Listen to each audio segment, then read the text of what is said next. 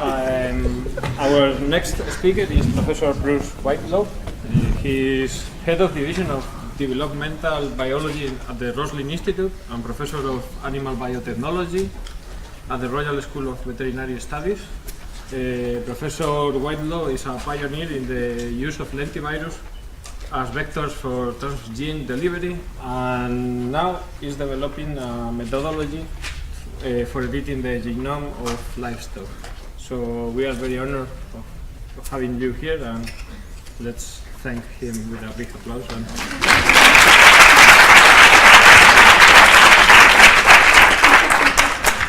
Well, first, thank you very much for inviting me to speak today and giving me the opportunity to meet for the first time Francisco, which I'd heard an awful lot about from a mutual friend in Madrid called Luis Montalú.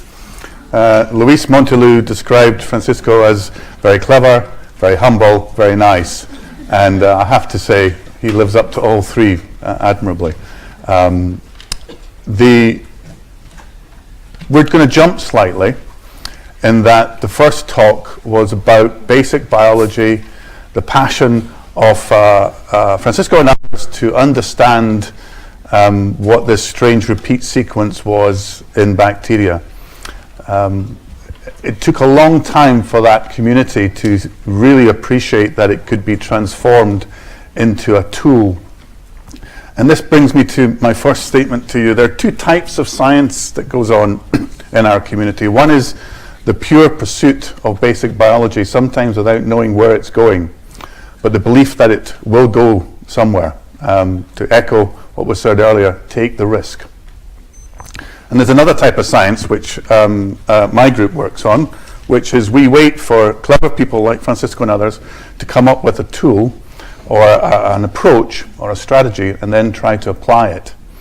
So in my talk I'm going to describe some of the current work that's going on in livestock that use these genome editors, and I'll take you on a wee journey to get there.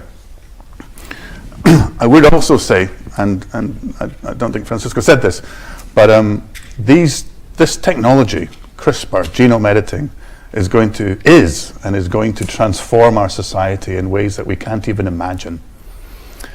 We start off with a tool which some of you are working with. You either transfect it as a plasmid into cells, or you inject it as an RNA or a protein into a cell, or an embryo in our case.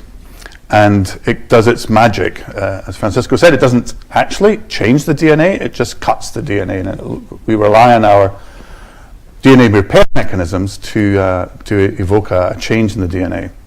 We can add a template in, which allows us to direct that change to whatever we want. And I'll come back to this right at the end. We've entered into a new era of science, of society, where we can actually rewrite the genome. Now, if you think about that, that's really quite an immense power that we have, and the challenge is to do it properly. I'll come back to that. So, this is me, and this bit here, for you who know what the word means in the biological context, is the name of an animal breeding company which sponsors the chair that I have at the Royal Dick School of Veterinary Studies. And that indicates to you where my science is. It's in the animal breeding world, and that's what I'm going to be talking about largely. This is Roslin. Like this wonderful building here, IGMM, brand new, lots of glass, lots of light, wonderful place to work. A few of my colleagues are in the room, and I'm sure if you get a chance to speak to them, they will testify it's a great place. Unlike here, parking is free every day of the week. And also like here, the sun always shines. Francisco came here, I think you said 20 years or so ago. That's the last day it rained, actually. What is Roslin famous for? For this one animal here, Dolly. And that was 21 years ago. We celebrated Dolly's birthday last year. Is that all we do? No, we look at genetic variation. We chase after it, we try and identify where it is. And we have gone from a situation of trying to sequence a few hundred bases, as Francisco said, to projects which sequence hundreds of thousands of animals. We don't even have to sequence the entire genome anymore to understand. We can impute on haplotype the sequences that we miss, so we can actually sequence at 0.1 times, maybe even less, across massive numbers and apply probability and statistics to tell us what's actually happening. This is what we've been doing, getting better at it or bigger at it for the last few decades. Along come genome editing technology, and we've got a whole different ballpark. We can actually create the variation we want. And I'll explain to you through this talk why I think it's important in livestock. All right, this is one of our primary targets in the research that we do at Roslin, and if I just digress again for a quick second, food security, one of the priorities across the world, impacted on the fact that we have ever less land to grow our crops and animals on, and basically crops and animals produce protein that keep us alive. There's pressures on the resources that go into that, particularly water, acute in some parts of the world already. There are pressures from urbanization and the fact that we cover land with concrete and buildings, and that then takes it away. We have a little bit of land that we can increase production on, but mainly the production has to come from increased efficiencies. I have a few colleagues that when they talk about this slide here, food security, turn this around into a national security. And the fact that in countries which have a surplus of food or can easily get a surplus of food, life is very good, but there are many parts of the world where people are starving on a daily basis. I'll come back to this number in a second. There are 7 billion people on the planet, 1 in 7 of which are malnourished. That's a lot of people. That 7 billion is estimated to increase to 10 billion over the next 20, 30 years. Now, for most of us, numbers like 7 billion and 20 billion mean absolutely nothing. We're usually quite happy if our bank account has hundreds in it, let alone that sort of number. So what does that really mean? What does it mean that in 25 years we will have 10 billion people on the planet? It means that every year, every day, every second, whatever time span you do, more people are on the planet than there was before. There is a net gain. People die, more people are born. That shift from 7 billion today to 10 billion in 25 years means that in 2 days from today, by the time Francisco gets home to Alicante probably, there's the equivalent of 2 more Alicantes on the planet. In 3 days, there's the equivalent of another Edinburgh, the city of Edinburgh, not the extended area. There's about 150, 170,000 people, more mouths per day to feed. And that is an immense challenge that we have, an immense challenge. And we need to, as science and as industry and as politicians and as society, we need to embrace as many approaches to solve that challenge. Otherwise, it won't be food security, it will be national security. All right, so that's less of that. We are very good in agriculture at increasing productivity, genetic gain, economic merit, whichever terminology you want to use. And this is a graph showing the dairy production in the Western world over the last, numbers have fallen off here, the last 50 years. We just get better, there's dips, but we just get better all the time. And the dairy cattle that we have today produce nearly double the amount of milk they did 50 years ago. And this will carry on. Eventually it'll plateau off, and there's discussions about when that will be, but we're very good at it.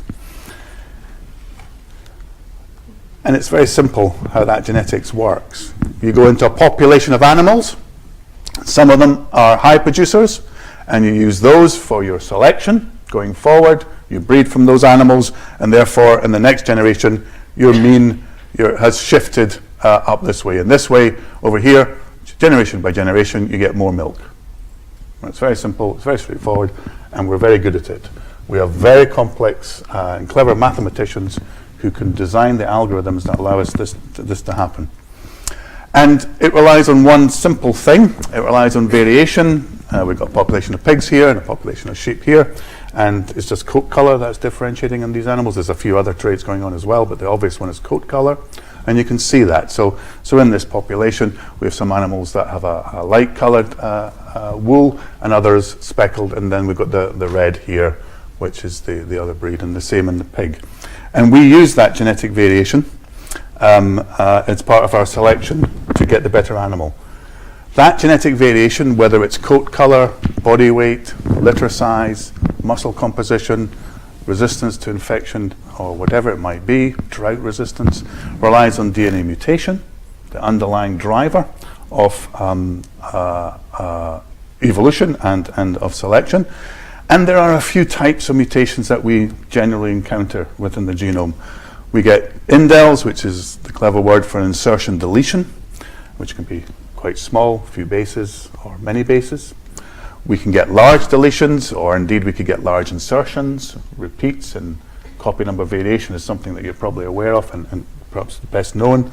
Or we get single nucleotide polymorphisms, where we get single bases that are changed due to some sort of mutagenic event on the animal.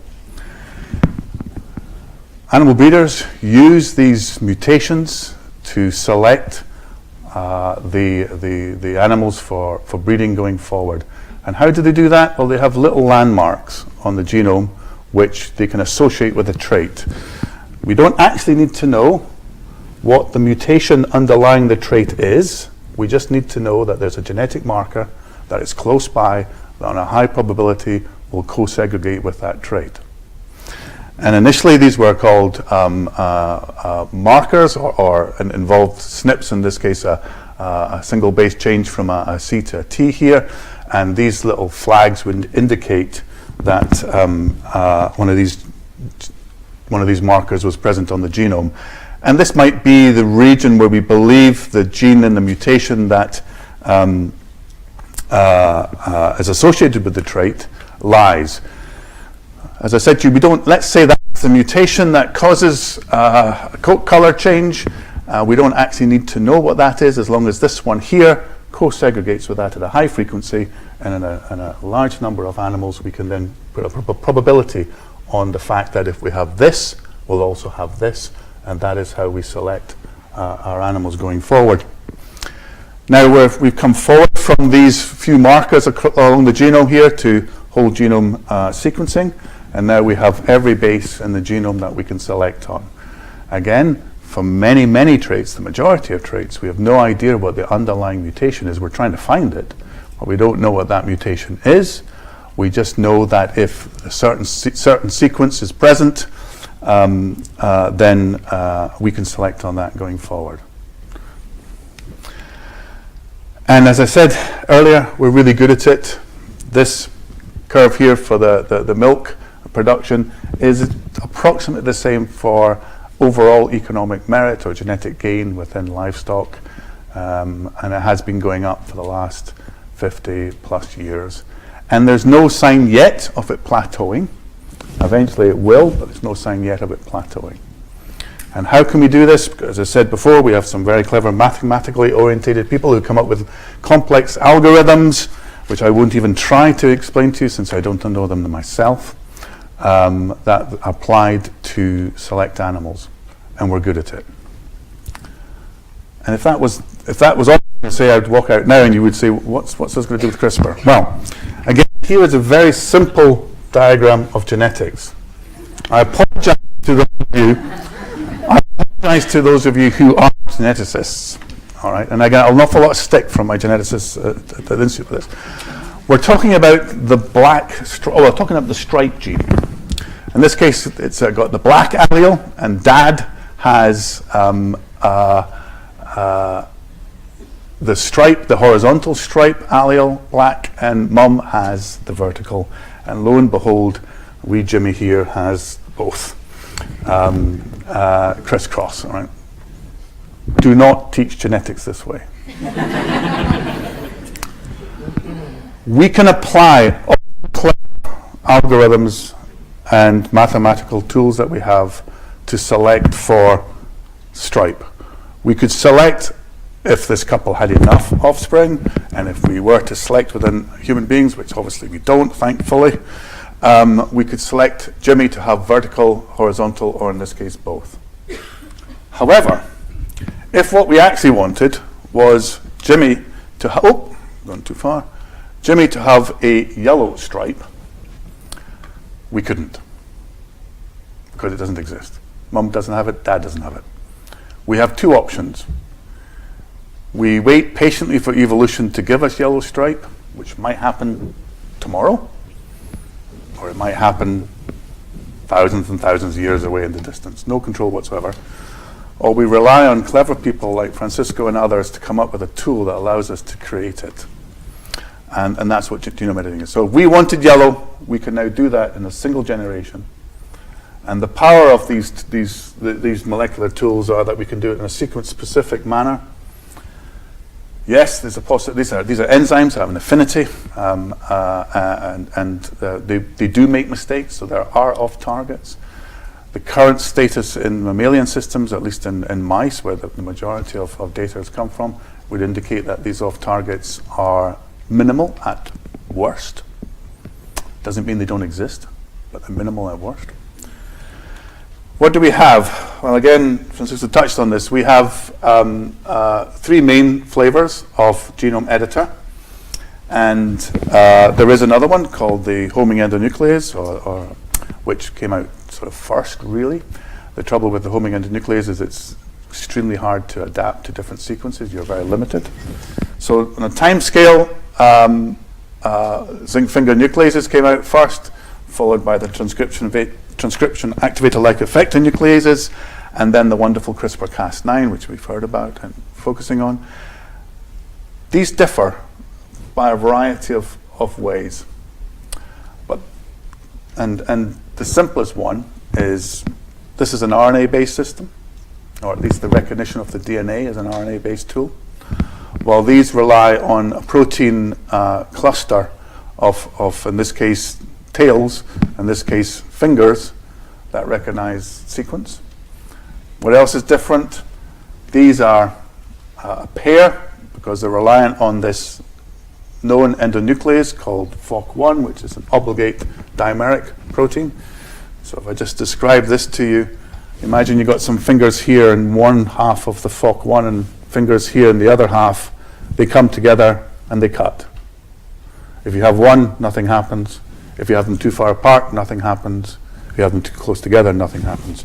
So the specificity comes from not only with the bases here, and each zinc finger binds three nucleotides.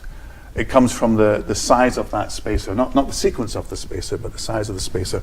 So given that overall size, you can therefore engineer it to target a specific sequence, and that's exactly what clever guys in a company called Sangamo Biosciences did, except they took it one stage further. They made it in a library format, so therefore you could select the zinc finger that targeted your sequence. Talons are very similar, that they have but in this case the tail binds a single nucleotide. Apart from that, it's very similar. And as I said, this is an RNA-based thing. In that way, they all do exactly the same thing. They target a specific sequence and they cut it. And if that was the end of the story, then we'd be using all of these. We do use all of these. But when this came out, it didn't change the molecular research world. When these came out, it didn't change the molecular research world. But when this came out as a tool, it did. And Francisco alluded to the reason why. It's extremely easy to use. And that has one really big effect. It makes the amount of people using it, also referred to earlier, increase. So we now have thousands and thousands of groups around the world working with CRISPRs, while before we only had a few. There's other aspects to this. There's a wonderful patent battle going on around all these, which some of you will be following, and the article which we referred to earlier, The Heroes of CRISPR, has had a certain impact on that debate. When Sangamo first developed these and marketed them, you now have to you now go through, or you can get them from Sigma for certain applications. They were costing $20,000 a shout. As soon as these guys came out, this halved in price, if not third in price. As competition came along, Francisco has alluded to the fact that there is families over families over families of the potential mechanisms in bacteria and now viruses, which we can probably capture into a tool context in the future. So the variability of the tools is now, I wouldn't say unlimited, but is huge. The wealth attached to the intellectual property on this is diluted at each event. It's because these are so easy to use. And it's for those of you who are using it, I don't know how many, I can ask a question. How many people are using CRISPRs at the minute in their labs? Okay, so it's about a quarter or a third. For those of you who are unfortunate enough not to use them, right, they are remarkable. You design your target by going onto the computer, pressing a few buttons. A few minutes later, hey presto, you've got it. You can order it, it'll arrive the next day, as long as you've got a system whereby you can either express the Cas9 or you put it in as a preformed protein RNA complex, which is now the most efficient way. It takes days. It takes days. And it does exactly what you want it to do. It mutates the specific target site that you want. It's quite remarkable. You can now do it in your garage. There are companies, especially in America, there are companies that sell CRISPR tools that you can go into your garage and mutate your E. coli, make it change, or the colonies change color on the right plate. Right? You can do that. A few £100s, a few $100, and you can do that. And there's a growing urban industry around this, and scientists and so forth. It is really quite remarkable. I go back to this slide which I showed you earlier. Indels, deletions, insertions, SNPs, the CRISPRs, and the other editors. The CRISPRs are the easiest. Can all do this. All right. We can delete chunks of the chromosome. We can delete 100 bases. We can delete 100 kilobases. We can delete 100 megabases without much to worry about, apart from the biology that that's going to cause. It's easy to do.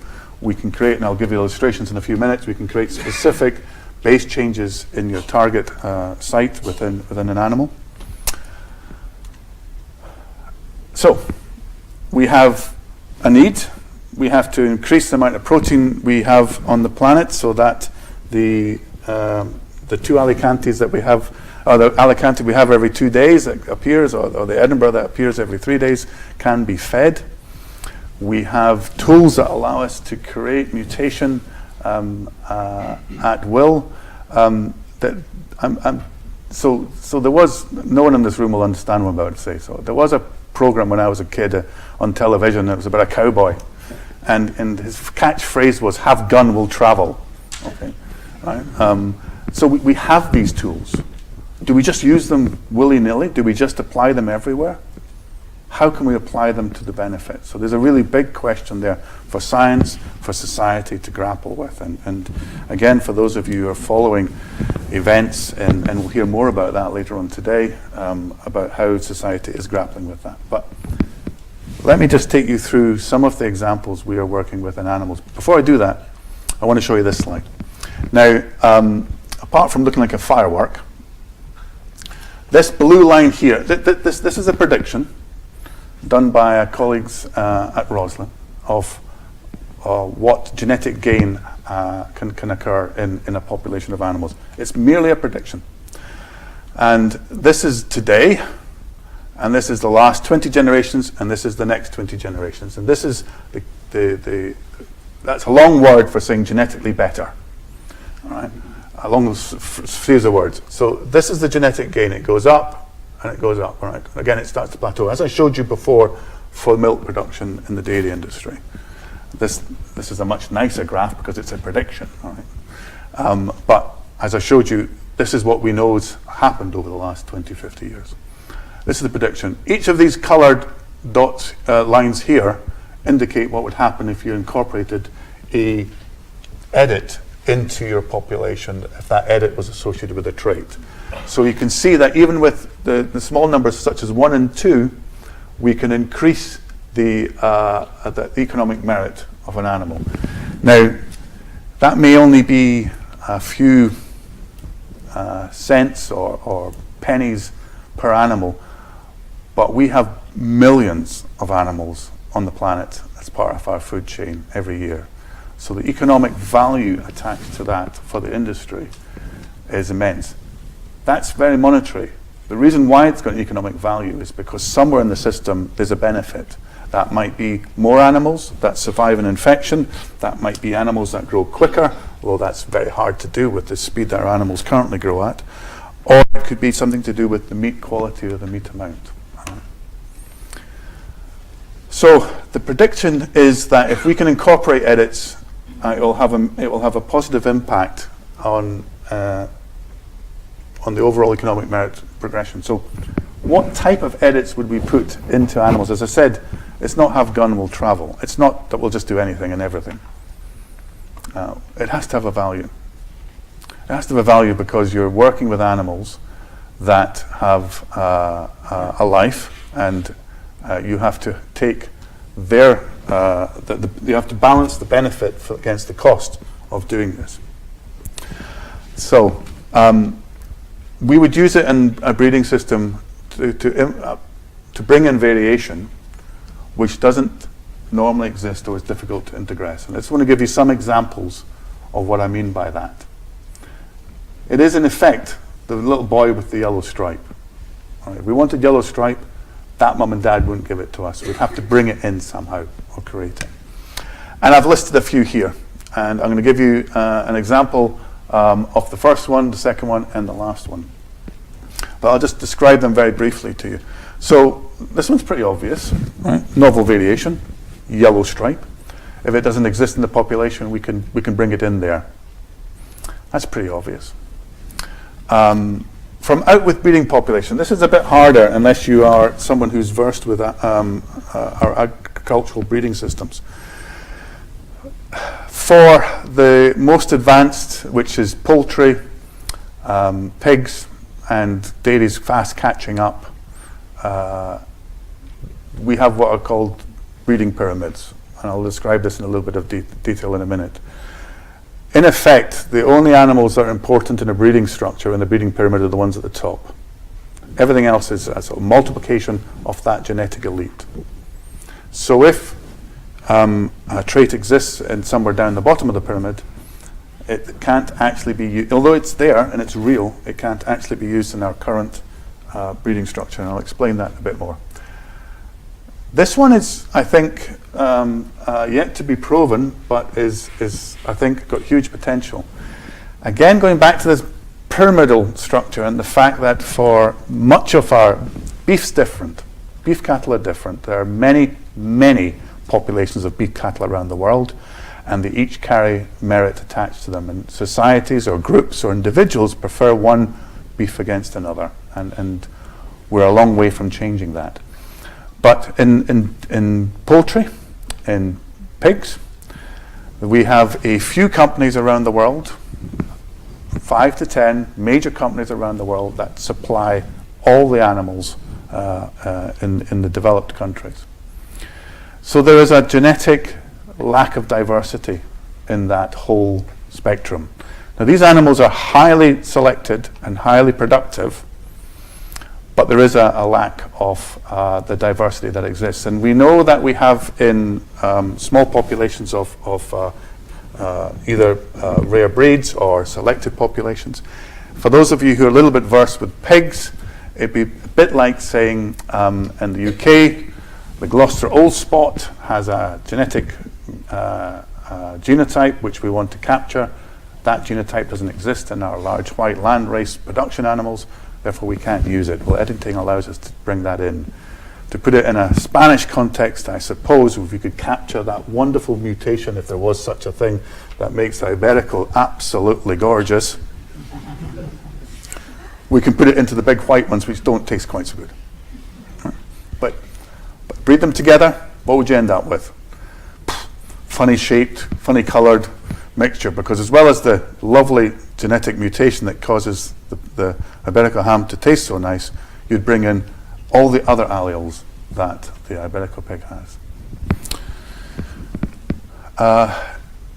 This is a bit genetic, but basically if you have the mutation in the right population, but it's at a very, very low frequency, you can select it, but it'll take you a long time to get there, and editing could accelerate that. This one is interesting as well, in that going back to the markers, remember I told you that there was a marker. It didn't matter what that marker was as long as it was co-selected with the trait of interest. Well, that infers that there's a chunk of the genome which is transmitted over. And you're selecting that marker for the good trait. There may well be a bad trait in there, which you co-select. Because they're so close together, the random assortment that goes on in the genome will mean that you have to spend a lot of effort, a lot of time, and a lot of animals to separate them. So you'll automatically co-select the bad trait with the good trait. Editing could come in and could remove the mutation that's in the bad trait. And the bottom one, which I'll finish on, is where it's really powerful, is where there's no way you can do this by natural breeding. They're different species. You cannot bring them together. And editing allows us to jump that species barrier. All right, so the first example is a virus called Porcine Reproductive and Respiratory Syndrome virus, or PRRS. It is the #1 viral burden on the pig industry worldwide. It has a massive impact on productivity. And we know a little bit about it by having cells which we've either made or can make permissive to the virus. So cells that are permissive, people have taken away genes from those cells. Cells that are not permissive to infection, people have added genes into those cells. And they've added two in particular, one called CD163 and one called CD169. So a group in the States about 5 years ago, using homological recombination technology and cloning technology, knocked out CD169, and the pigs were sent off to viral challenge. Obviously, this virus is commercially very bad news, so high containment for that challenge. And the pigs that lacked CD169 showed no difference. They suffered just as much as the non-edited animals. A couple of years, nearly a year and a half ago, nearly 2 years ago, the same group, which is led by Randy Prather out of Missouri, knocked out CD163, a combination of homological recombination and one guide, CRISPR guide, to achieve this. And what they eventually ended up with, although they ended up with a mixture of genotypes, what they ended up with was a null phenotype where they destroyed the activity of CD163 by removing a substantial part of the gene. And you don't need to worry about the subtleties of this data, but this is clinical respiratory, so animals that are infected with PRRS show a respiratory phenotype, and this is fever, which is associated with the viremia. And here are our non-edited animals, all with different degrees of respiratory or fever, and these are our edited animals. No fever, no respiratory phenotype. Down here we have detection of the viral RNA, and this is our non-edited animals, and these are edited animals. No virus present in the animal. And lastly, we've got antibody, exactly the same, antibody in the non-edited against the virus, and here are our edited animals. So they created these pigs, which are the first ever pigs resistant to PRRS. We have at Roslin, we are also working on this project. We have a slight reservation that destroying the function of a protein, a cellular protein, may have a phenotype on the animal. These proteins, CD163, CD169, were not evolved to let the virus get into the cell. They have a normal function. So we've gone a stage further than this. If I show you here, this is the membrane.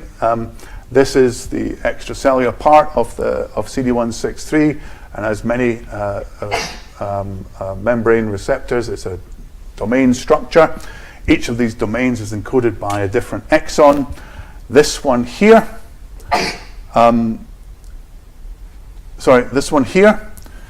is known to, again, by cell transfection studies where you make cells permissive or not, to interact with PRRS. So it's an exon. We've taken two guides, and we've just dropped out that exon. And this is what happens. Again, here are edited pigs, and here are non-edited. They are resistant to the virus. The difference is that the functionality of, and this is just one biochemical assay for that, the functionality of CD163 is retained. We've generated, along with the Missouri, genome-edited pigs resistant to a virus. We now have to show, fairly extensive work, we have to show that there's no other phenotype attached to these animals.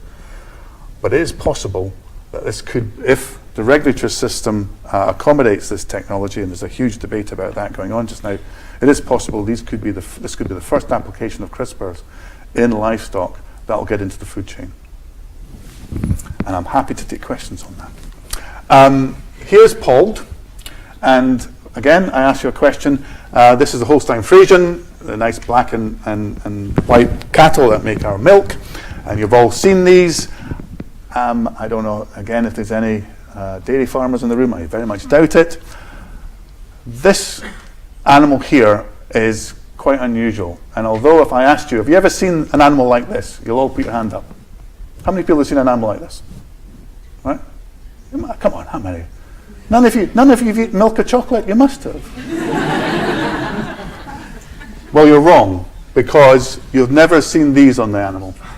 They're horns. You just won't see them. That's what you'll see. And the reason why is because at a very young age, the horns are ripped off, burnt off, cut off. A welfare issue for the animal, a welfare issue for the person doing it. Economic driver, about $5 an animal. The industry doesn't care. We know the genetic lesion, it's called POLD, we know exactly the mutation underneath that, and before I do that, so we know the genetic lesion, it happens in a variety of cattle breeds. It also happens in Holstein Friesians. I go back to this pyramid. The animals that are selected in the pyramid are up here, and they are Holstein Friesians that naturally have POLD mutation, which don't have horns, but they're found down here. Now what you say to me is, well, why don't you just take one of those and breed it with that? These animals, so you have this elite herd, they are mated in one form or another, you go into a multiplier or facility, and that'll take another few generations to make more animals, and then it comes down the pathway here. So these animals here may be up to 10 generations behind these. And again, if you took that into there, rather than gaining the $5 for the POLD locus, you would lose the 10 years of overall genetic gain you've got in the animal and go backwards. So they exist, but we can't use them, and that's where genome editing can do it, and the company in the States called Combinetics have done that. These are these two animals that lack horns. One of them you might see, that one, I think is this one. One of them has got little black spots where the horn buds would be, and they've called it Spotify. There you go. The next thing we'll hear about the Americans is that they vote the president. No, don't go there. So here we have editing, capturing a genetic trait which does exist, but we can't use it. Great example of the technology. The last thing I'm going to talk to you about is African swine fever. And as you might guess, this is a viral disease which occurs in Africa. And if it stayed in Africa, that would be fine. But your country knows that that's not the case. The virus is carried by a soft tick. Every now and again you get the Sirocco coming across the Sahara and across the Mediterranean. And where does it hit? It hits Italy and hits Spain. And you have outbreaks of African swine fever. The only way of treating this is to kill all your animals in the space, because we have no drugs and no vaccines against it. Anecdotally, the Iberico pig, when you had the outbreaks 30 odd years ago, seemed to be resistant to it. So one of these days I will sequence rather than eat one of those pieces of ham. This soft tick bites pigs. If it bites one of our production animals, a large white here, they die. They die by bleeding to disintegrate, basically. They bleed to death. Their blood vessels throughout their body fall apart. Massive inflammation. Horrible. Within 7 or 10 days. If it bites one of these African pigs, it's fine. It's like somebody walking around Newcastle on a winter day with a t-shirt on. Doesn't care. Doesn't care. there are three types of pigs on the planet. All right, we have African pigs. We have very ancient ones called the Babirusa in Indonesia, and we have everything else. If this virus gets into anything else, this is what happens. So we looked at the virus and we found a protein in the virus which modulates the immune system. When we looked at that protein, or when other people looked at that protein, it looks like I kappa B. We immediately started sequencing anything to do with NF kappa B or NEFAT. And one previous student of mine, was set this task. He'd come into my office and say, I've sequenced another set of genes, Bruce. So we've got some African sequences and we've got some Eurasian sequence. No difference. 4th month, still no difference. This is not a good project, Bruce.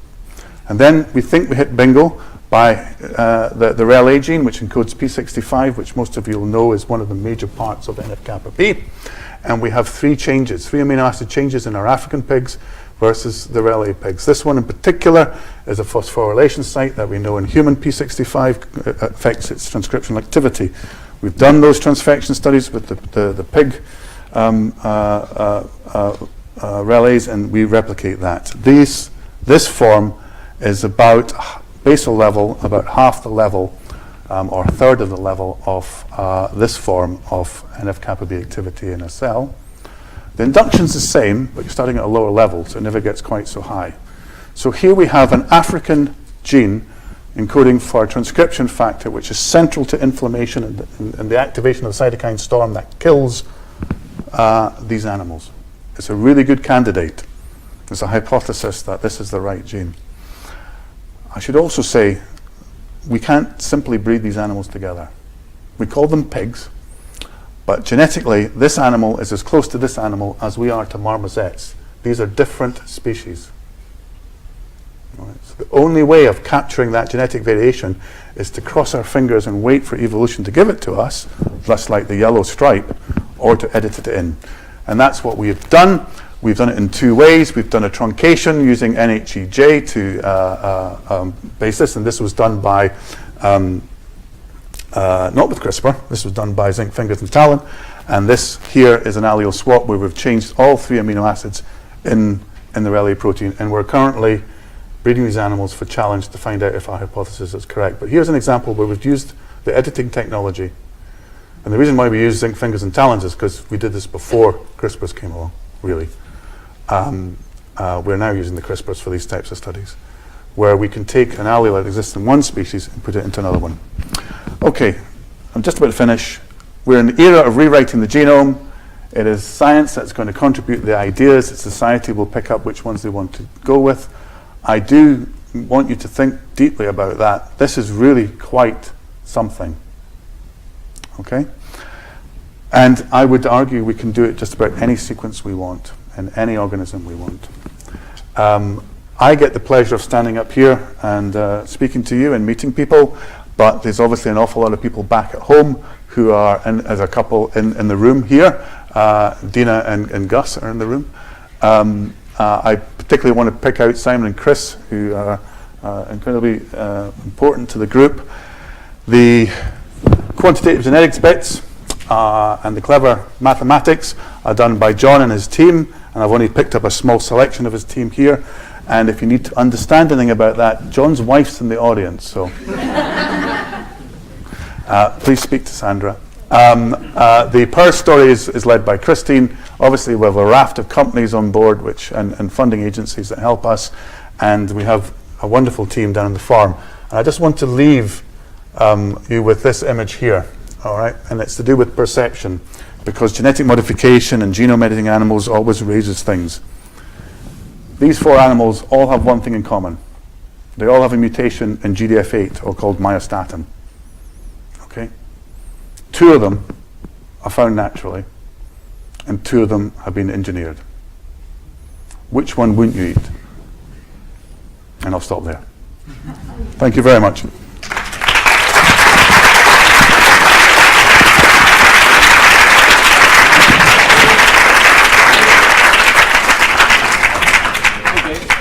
We have time for a couple of questions.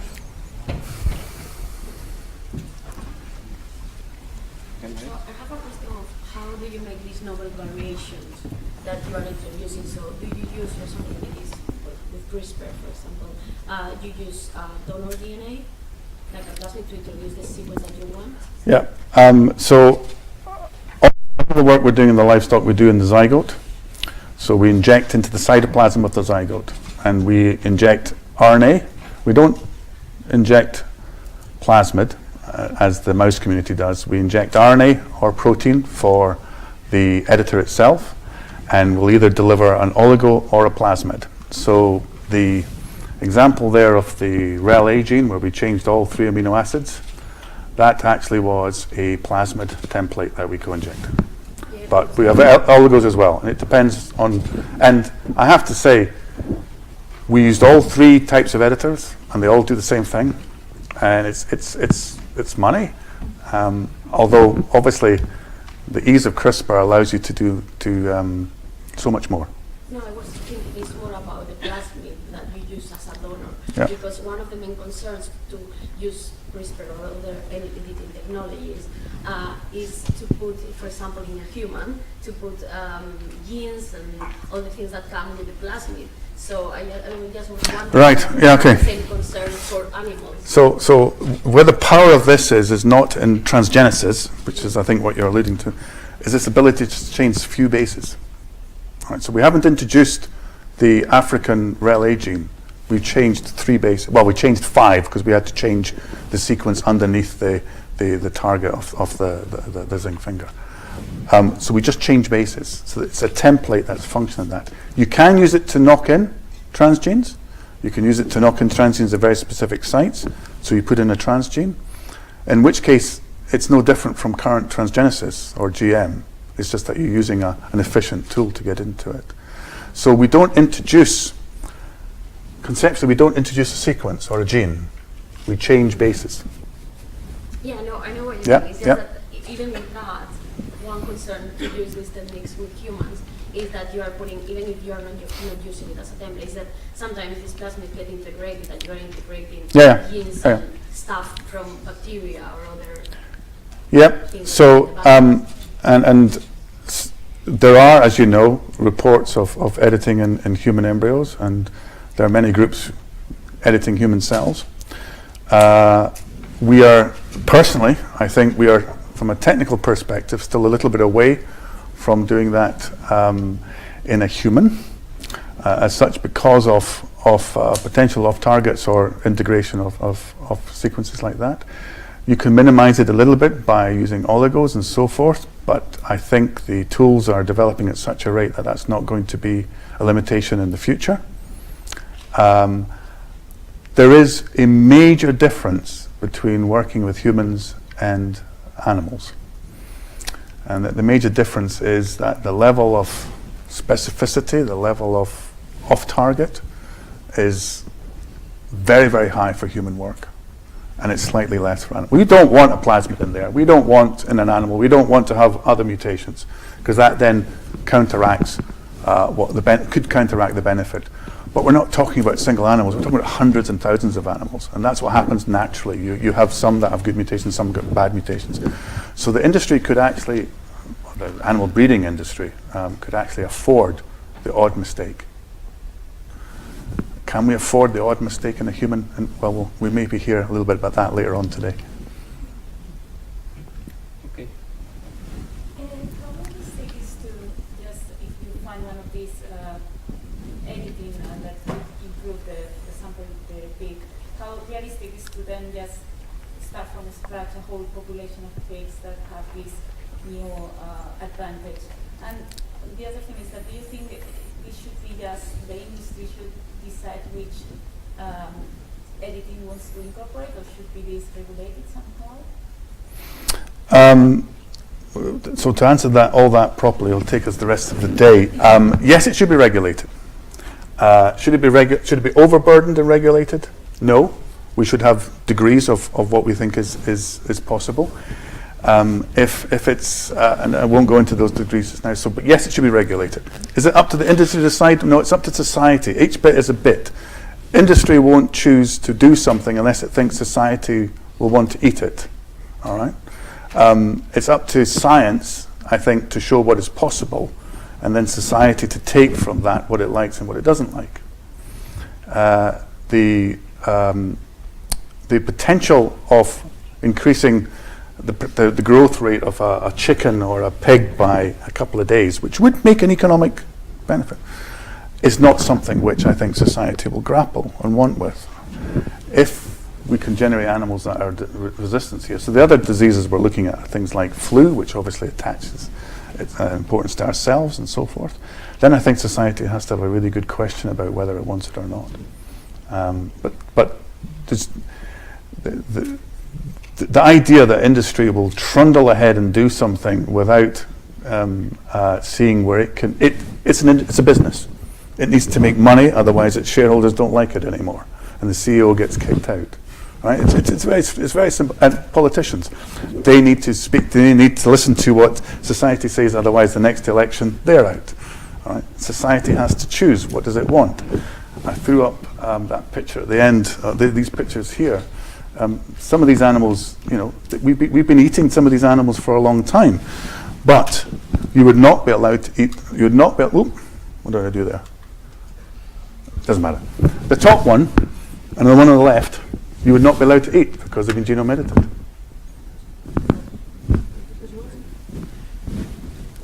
What did you do? We're going to kill you? How can I go back into this? That's okay. Here we go. That'll do.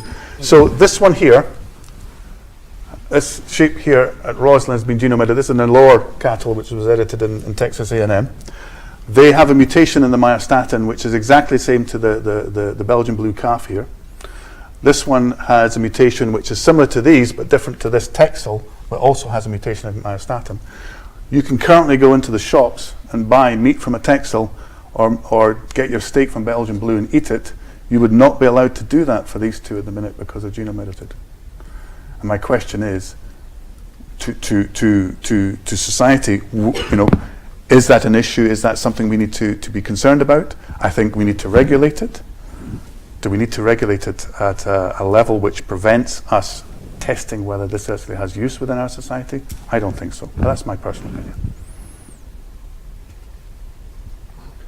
I have some concerns about this in your animals, for example, because of different viruses, especially RNA viruses. So are we not going to make the virus evolve more rapidly? At some point we will be facing like resistant animals to my kind of viruses, but new viruses that we don't know anymore. Yeah. So the answer to that is yes. If we put an animal out there that's resistant, you're going to put pressure on the pathogen to escape it. But the answer is also yes if we do that for a drug, or we do that for a vaccine. So it's no different from what we currently do. And every time we try and combat this, it's a race. The pathogen host is a battle. It's a war ground between the virus evolving, the host combating it, the virus evolving, and it goes on like that. We aspire as a society to reduce the level of infection in ourselves, but also in animals and plants and fish. We're part of that race. So yes is the answer. Is it specific to editing or GM? No. It's the same. It's exactly the same. Okay. We're just going to give time later in the round table to debate.